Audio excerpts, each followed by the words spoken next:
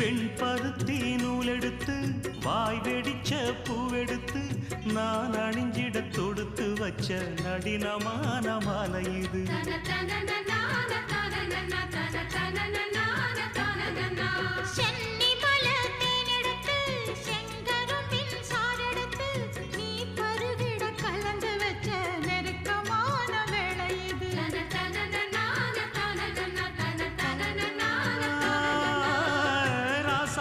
உடம்பிருக்கும் ரவிக்க துணி நானாக அன்னாடம் சூடி கொண்ட ஆசை வச்சாகாதா.